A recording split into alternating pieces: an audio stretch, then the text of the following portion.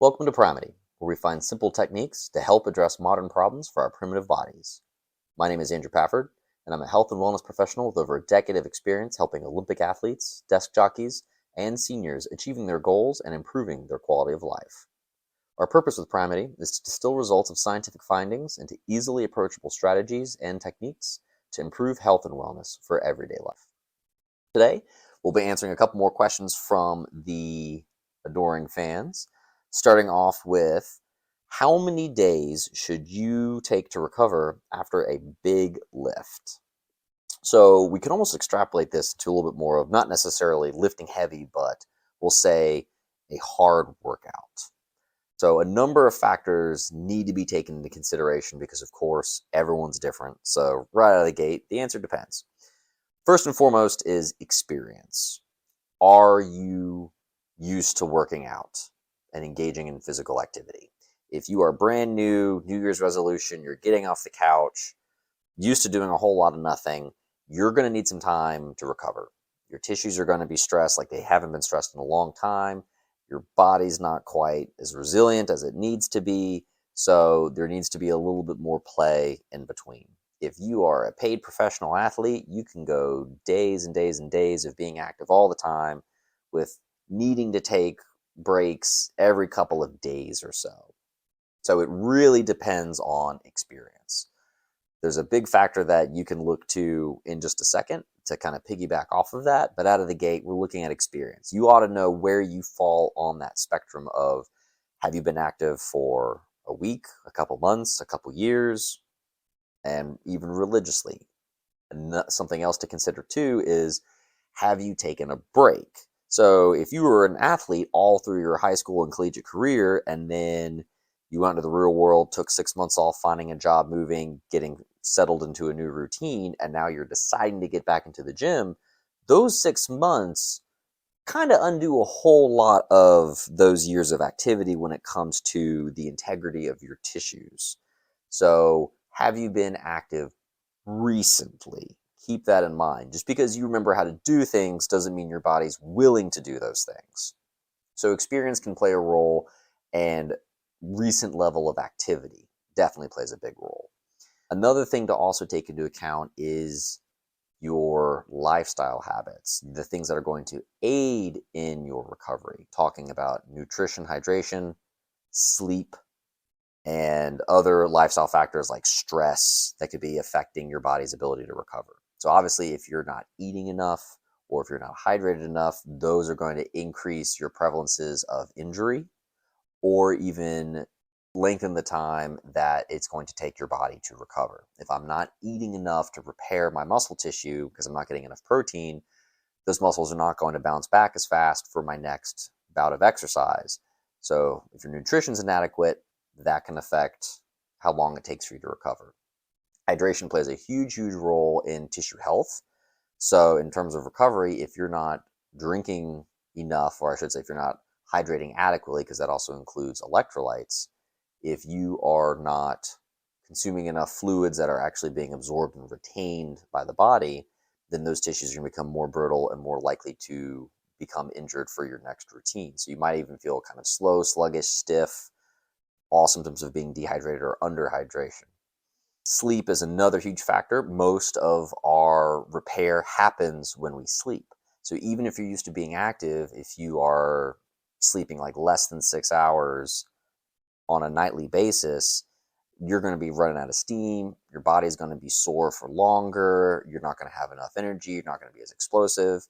And it's going to increase your prevalence for injury. So all the good things happen when you sleep. So if you're serious about staying active and working out on a very consistent basis, got to be putting in the hours in the bed. And then finally, stress. Stress is going to affect your body's ability to reset, to calm down, and to allow the maintenance and repair to happen. You got to imagine we're very primitive. So it's the old running from the tiger metaphor of way, way a long time ago, in eons past, when we didn't have homes and agriculture and things like that. Stress was running because you don't want to get eaten, right? So if your body is in survival mode, aka I've got adrenaline and cortisol pumping through my veins, my body's more worried about staying alive and overcoming the current endeavor.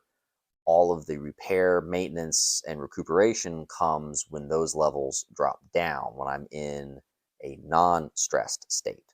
So if my body is constantly stressed, it's not going to be devoting any of its energies towards the repair and maintenance phase. It's still trying to be in the don't get eaten phase. So if I'm always stressed, I'm not able to repair and recover and rebuild from my last workout.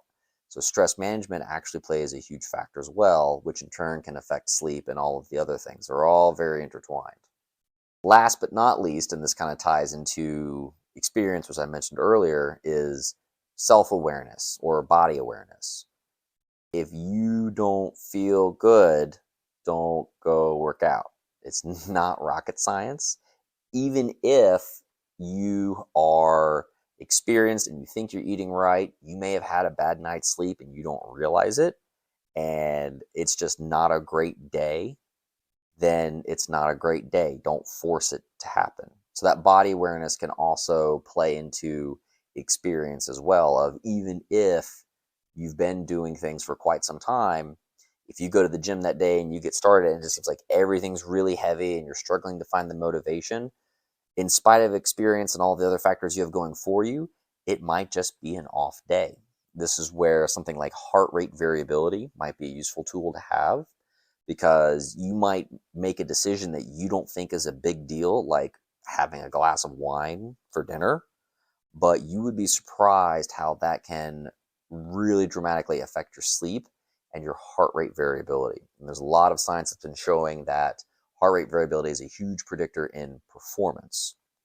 So if you have a device that you can acquire that will help you track and show heart rate variability, that's going to give you a big indicator before you even get to the gym about how that session is likely going to go. But it's also going to help you identify certain lifestyle factors as well, of I'm having pretty good days, and then all of a sudden I wake up Saturday morning and my heart rate variability is trash, and I go, well, what did I do to warrant this huge change in number? Oh, well, that's right, I had something to drink last night, probably shouldn't do that. Or maybe I stay up all night playing video games and I got bad sleep, probably shouldn't do that.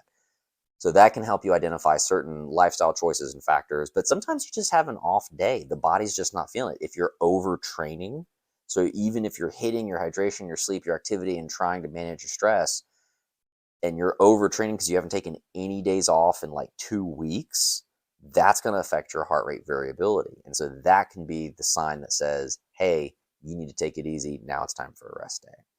So how many days should you recover after a big lift?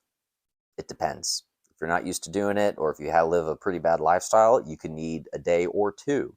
If you're used to doing it and you're treating your body pretty good and you're giving it all the things it needs, you could go days before really needing to take a break and hit it hard day after day after day. Eventually, everyone does need a break, some more so than others. So there is no set golden rule of what you should or shouldn't be doing. It all depends. But those are some factors that you can put in your back pocket to keep in mind of when you should be getting after it, or should you be taking a break. All right, I think we've beaten that one enough. Let's now go to, this is an interesting one. Haven't heard about this concern before. Taking creatine for middle-aged men, is it necessary for muscle size? Fascinating. All right, well, first and foremost, what is creatine and what does it do? Creatine is technically an amino acid. However, it is not an essential amino acid, which means we don't use it to build any of our tissues. So there's lots of amino acids out there. Only some do we need for our survival and function. Creatine is not a building block per se, so it is not a part of muscle. So is creatine used in muscle synthesis? No. So directly speaking, creatine does not affect muscle size directly. However, indirectly, one could make a pretty moderate argument, I'd say. And that's because creatine's role in the body is actually part of an energetic pathway. To put it in very reductive terms, we kind of have 3 metabolic pathways for generating energy. We have our explosive, our anaerobic, or without oxygen, and then our aerobic, or with oxygen. So explosive is like 8 to 10 seconds. This is where, if you want to envision in terms of sport, this is like Olympic lifting or powerlifting. You're doing something for literally a couple seconds and then you're done. Shot put, a lot of the track and field events like discus throwing, you wind up javelin throw, you throw it and you're done. And that's it. You just have one big explosive movement and that's it. This is also known as the creatine phosphate system.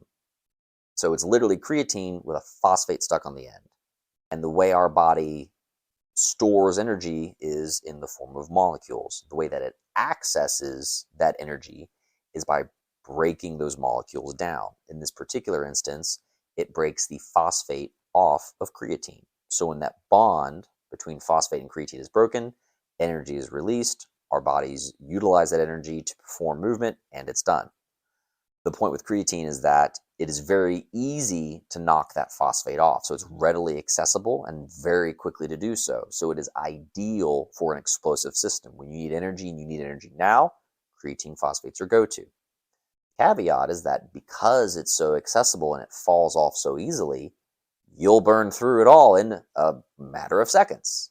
And so it's only good for 8 to 10 seconds. That's why when someone says jump, you can jump really high for the first 2, 3, maybe 4 jumps, and then after that, you're not jumping so high anymore because you're no longer operating in the creatine phosphate system. It's all gone, and it takes time to recover, to put those phosphates back on. It has to utilize energy from storage, go through all the fun processes to slap them back on for the next time you need to be explosive. So, creatine phosphate, or the creatine, is used in our explosive metabolic pathway. So when would we utilize that in our workouts? Well, when we're lifting heavy. If you are doing high rep sets, like 15, 20, 30 reps, then you are not being very explosive. You're kind of in it for the long haul. It's like the metaphorical term of jogging with weights, basically, because you're there for a while until you get tired. Creatine is good for your big, heavy lifts, so for strength gain. So what that means is that if you are supplementing with creatine, this can affect positively your ability to lift heavier weights, which then translates into helping to sustain muscle performance, size, what have you, functioning, strength gains. So in an indirect chain of events, creatine can help sustain muscle performance or size or strength, but with that big caveat of you already have to be working out and doing the work. You cannot just take creatine and expect to maintain your size. You'll definitely atrophy. Ironically, creatine, one of the side effects, is known to make you retain water. So if you do start supplementing with creatine that you're not already accustomed to doing, you'll actually kind of puff up a little bit. So that is a known side effect for creatine. Another potential hazard, just to throw it out there because there's been some argument over whether or not it's entirely true or not, but some literature has shown that when you take creatine for extended periods of time at high levels, some levels that your body typically would not produce on its own, as a way of maintaining order and balance within the body, your body produces its own creatine to help sustain its own creatine phosphate system. If you're adding more creatine than it thinks is necessary, it'll stop making its own creatine. So then that way the levels kind of fall back to normal. The caveat is that when you go off the exogenous or the supplemental creatine, your body doesn't necessarily ramp back up its own production. So one of the fears or cautions of taking supplemental creatine is that if you're on it for too long with levels that are too high, you could actually stop synthesis of your own natural creatine. So if you ever went off of that, your whole creatine phosphate system is now boogered. So it's a little bit of kind of fear mongering and definitely something to take into consideration. That's why a lot of advice for people supplementing with creatine is that they have a what they call a quote unquote loading phase to kind of get them to spike a little bit to see the performance increase, and then lowering that amount into a maintenance phase. So that way the levels are not so high that your body doesn't approve that it kills its own creatine production, but that you're able to kind of maintain those slightly higher levels to help give your performance the boost. And then just to make sure you are able to produce your own, you then cycle off of creatine for a week or so that your body still feels the need to produce its own so that you don't negatively impact your natural creatine production. Now, again, this is debated. This is just one side of the coin. I'm not saying that is 100% true or 100% false. It is just something to consider. So that is up to you to do your own research about whether you think that's even true. And if it might have a modicum of truth, trying to find a program that might involve cycling if you think that it's a worthwhile investment, but you don't want to put all your eggs in that basket just in case those negative consequences do come to fruition. So those decisions are up to you to do your own research. I've just given you the nice disclosure that that could be a thing and that you are 100% responsible for your actions. I am not a doctor and I do not play one on the internet. So you have been warned, but there have been a lot of literature that shows supplementing with creatine does have a positive effect, a statistically significant effect on performance with exercise. So it does work. It might have a side effect. You have been warned. Be the adults and make your own decisions. But that being said, does it directly affect muscle size? No. Indirectly, it could affect training, which would help support it. So it depends. All right. Oh boy. A little bit of a facepalm moment here now. What core specific exercises are most effective?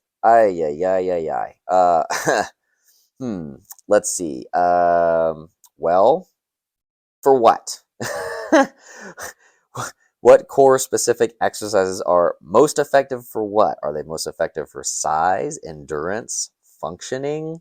Well, let's just answer all three then, I suppose. What core specific exercises are most effective for strength? We'll assume that one to start.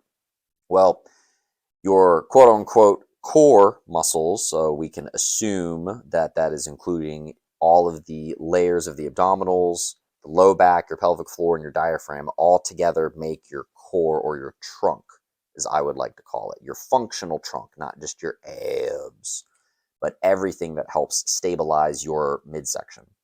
So if we're talking strength, well, they're muscles just like every other muscle in your body. And the way that you get muscles stronger is by loading, progressive loading. The stronger the contraction, the more likely you are to stimulate the strength response out of muscles. So having to add load or intensity to your midsection is a little bit different. You can't just curl weights like you would with, dumbbells to do bicep curls or a tricep extension. So you have to get a little creative with how do I add intensity to my midline to make my core, air quotes, stronger.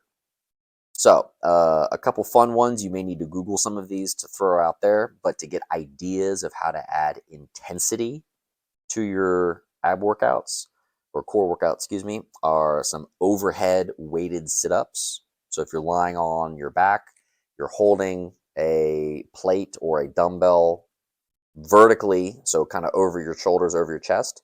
And as you sit up, you continue to reach through the ceiling. Arms need to continue to remain vertical at all times until you're sitting all the way up with your arms then over your head. I strongly advise YouTubing a number of videos to kind of get an idea of what the average of these put together should look like. Of course, people are going to have one or two spins on this, but you should have a pretty reasonable idea if you can go online and YouTube 2 to 3 videos of what you're supposed to be doing.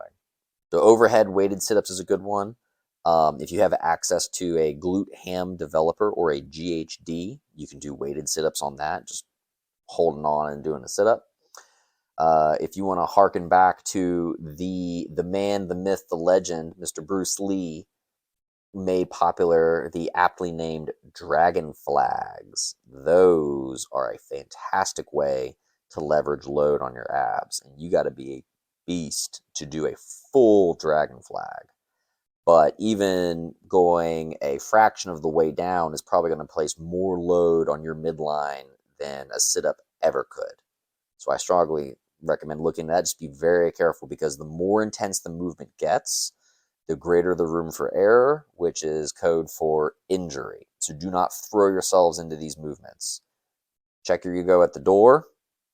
Don't go do these and get hurt and say, oh, Andrew told me that these were good exercises. Anything that's worth its weight in effectiveness also comes with risk. So play it safe and be smart. There's a lot that can go wrong with these movements. You've been warned. And then finally, back extensions and or good mornings. So basically using load, but now for your posterior chain of the back half as well. So those would be some ideas to get you started with loading your midline for strength. So with those, you can either add range of motion or add load so that your midline has to engage harder. Therefore, you're triggering the strength response for adaptation. So now, adding in again for number 2, what core specific exercises are most effective for endurance? So endurance is all about time under tension. The longer the muscle activates, the more it's going to adapt to activate longer. So if you're doing something like running or cycling, where you need that core to engage, not necessarily very strongly, but over and over and over again, then you need to be doing movements that are higher in volume and not as high in intensity. So holding positions for an extended period of time or higher rep things.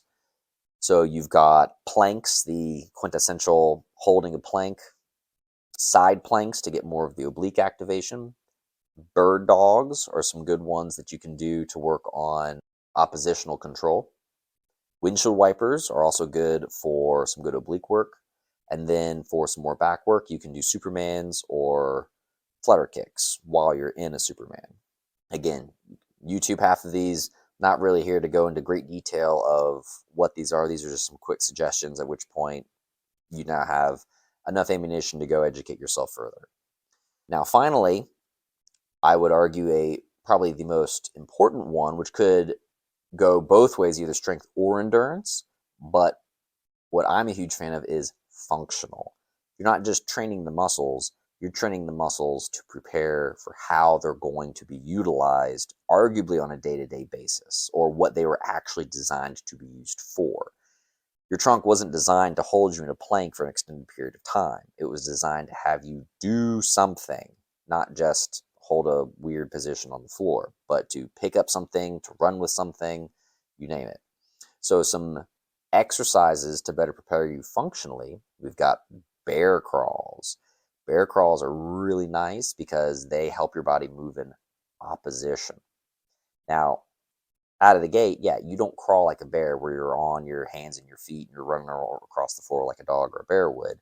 However, bear crawls are a developmental milestone into learning how to run and to walk.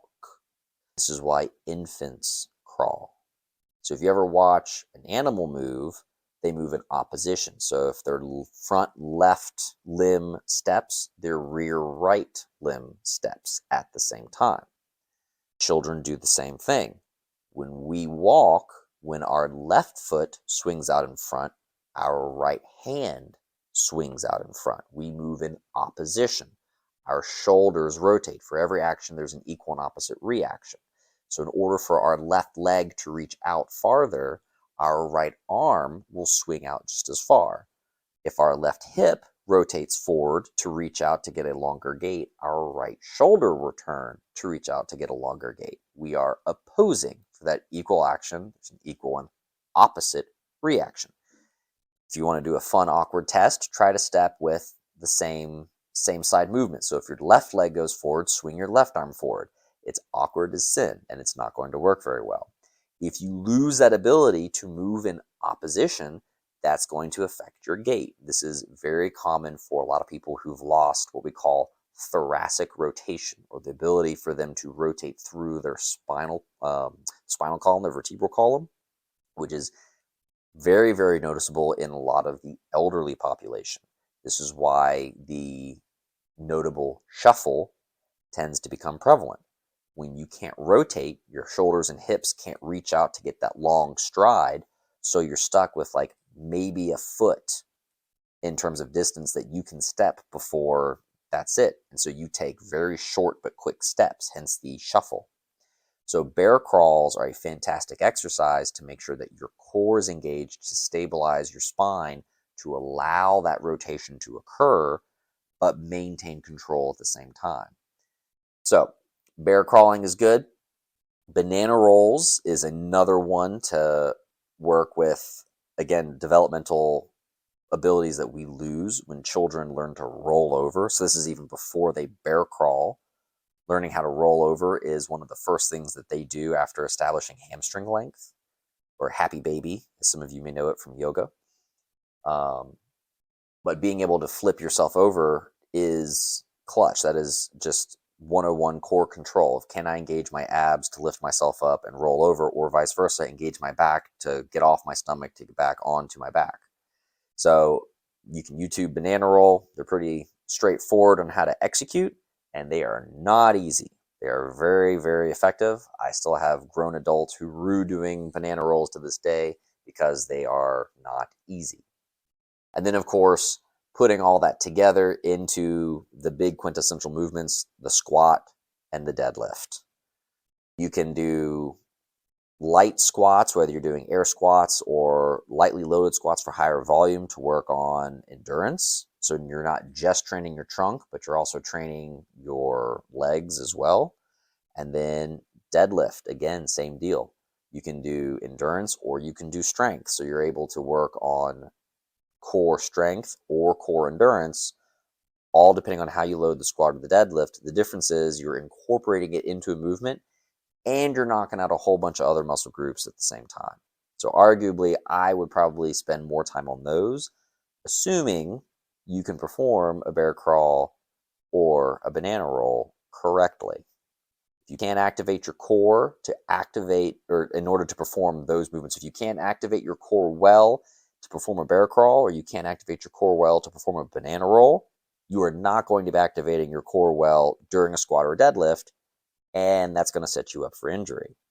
So that's why I throw out those two exercises first to play with, to make sure you can even execute those. Because if you're not able to do the basic baby stuff, literally the basic baby developmental movement patterns, I don't know how you're doing the full-grown adult squatting and deadlifting movement patterns, at least not without big compensations that are going to set you up for injury. So I would look up a video for bear crawls and banana rolls and get a strong grasp on how to execute those and throwing those into your workout regimen for your functional core training. Well, that's it for today. Please feel free to keep sending us in those questions. It's always wonderful to see where people are in their health and wellness journeys. And until next time, I'm Andrew for Primity. See you next episode.